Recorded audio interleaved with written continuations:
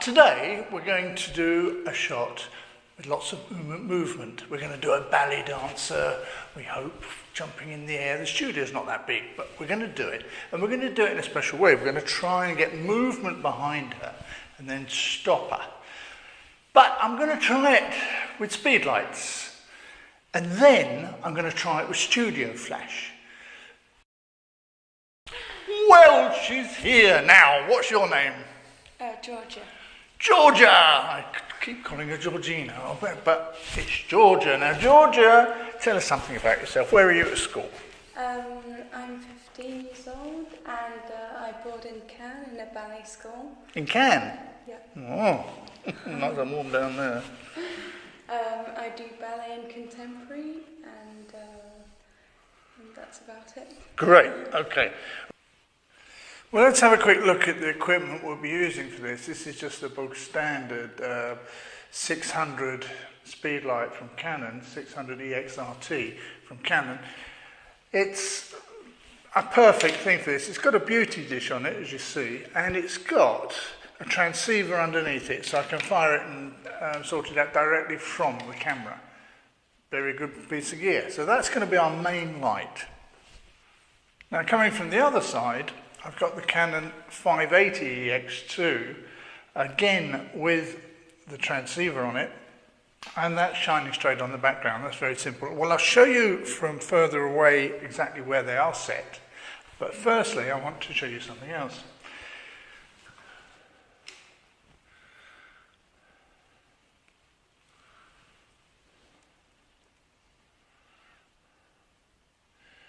We have nicely set up two very cheap lamps.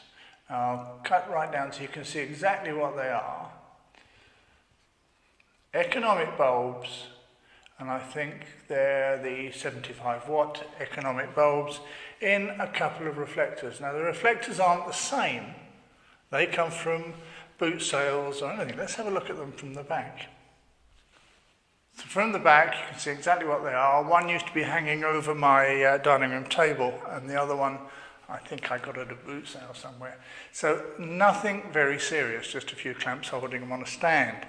But it gives daylight, because those are daylight bulbs. Now I've also got, up here, some tungsten bulbs. Well, they're halogen, but they give out real tungsten colour. So I'll be mixing all those in a photograph and we'll see how we get on. Now I'll show you all those in place. Now you can see my sartorial elegance. The important thing when you're taking pictures with a model is not look better than the model. So this is how I dress. Now here's the light with the beauty light, the beauty dish on. That's sitting there, that's on full power. And that's on full power because the beauty dish does eat a bit. And I want lots of depth of field because I'm not going to be using autofocus.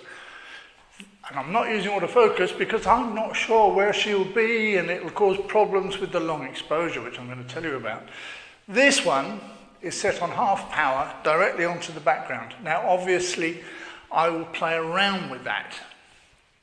So, let's try and explain the picture. She will come into the image on a long exposure, and the exposure will be somewhere between half a second and a second. So she will start here. She will be exposed by these two lamps while she advances. So I will fire the shutter here, and as she advances, that will flash. And that will flash later because the shutter curtain is on second curtain synchronization. Now that's for the beginners. I'll do a lesson just on that. But it's really making the flash go off at the end of the exposure rather than at the beginning. Therefore, as the shutter opens, this is exposing, leaving a trail behind me. Gets to here, flash, that's going to stop me. So that gets this nice movement, stop. That's what this picture's all about. Okay, now we're going to see what she can do. We've got a very, very reduced space to work in. So I'm just going to get her to move and show me what she can do. So if you could make a couple of movements. Very nice. Now that could look really nice with it flowing. Just try it again and try and get as high as you can in the space. Very nice. Okay. Right, now let's get on with taking some pictures. Can you start a little bit further back? That's it. Okay, if you can start there, and then as soon as you move, I'll start to shoot. That looked very good. The flash went off just as you were in the right position. Let's try another one like that.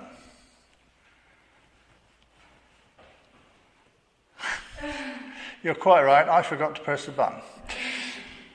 Okay. That looked very good as well. Yep, that's great. Now if we can just get one a little higher off the ground. Come on. Go. Yes! Yeah, that's much nicer. Okay, it's just a matter of timing now to get the hands in the right position. Now we're going to add another complication to things, and that's with some white material that she's going to throw around. We'll have a look at it and see. We'll see how long it's got to be, etc. So we take a few pictures like that. Okay. Get as much movement as you can in the white material. I think that's the best thing. Okay. Wow, that's got movement. And as a matter of interest, that's f11, a sixth of a second at 100 ISO. Now we've done it with the speed lights. Very simple, just the two. I could add another one on the background if I had one. Well, I have got one, but I didn't think it was worth doing. After all, this is aimed at the amateur. As I said, you can do it outside in the garden, no problem at all. The only thing is these lights. Gives that extra exposure. Apart from that, let's move on to studio lights and we see how we get on with those. Now this is what I'm using on the background for this.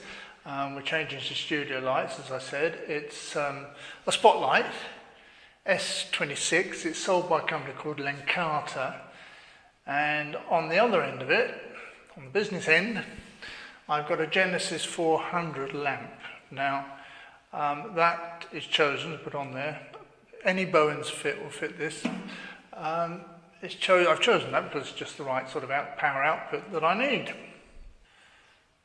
So we can swing round now, past the lamps, onto the softbox that I'm using on the other side. Now, this is the standard softbox. It's on, I think, half power, and on the back of it, strangely enough, we've got a Lenkata 300 SF. Now the SF, we'll get a quick close-up of that.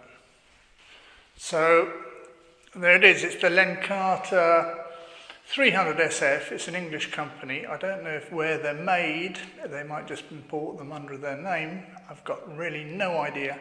All I know is I'm quite pleased with this, and I'm going to try and get in contact with them to see if they'll let me have a couple of others so I can test.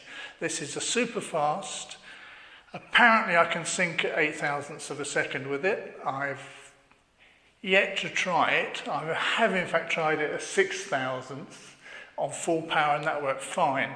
0.008 it wasn't, but I'm sure if I turn down the power it might do. But all that's for another lesson. All right, now the business end of the studio. With the studio lights, I'm going to do something a little strange. I'm going to fire them with a slave light. So I'm just going to put this on minimal power above. I'll open the shutter for the 1/8 of a second, and it gives a flash after the 1/8 of a second. So simple as that. Very easy way of firing the flashes, because it just, at the speed of light, transmits to the other two. They've got to go off, so it fires the slaves. One of the things that's lacking on speed lights, I find, you have to buy a separate little thing, but that's a very good way of firing flashes. Now those eagle-eyed amongst you may have noticed that I'm using a kit lens for all this. Now why am I using the kit lens? Well, it's easy. It's a little zoom rather than a prime lens, so it makes it easier for me with the girl working. But also, I'm working at f11, whereas this is not the greatest lens at larger apertures, it's a great lens at f11, so it's certainly the best I've got. Well, rather than make you sit through another half hour of shooting, this is it speeded up. It really was great fun. Now let's get on and have a look at some pictures. I think I've selected 4 or 5. We'll just have a quick look at those. And I like the results. I think there's an awful lot to do with this technique. Now there's one thing I forgot to do, and that's use the halogen lights mixed with the flash. So I got another model, and this is the result. Now you see how mixing the lights can be nice. That's a nice orange movement. It's just a shame that my legs aren't quite as good. Well, I thought we'd finish looking at Georgia. She looks a bit better than me, so I'll say goodbye. I hope you've enjoyed it. Thanks to Georgia and her mum for driving her.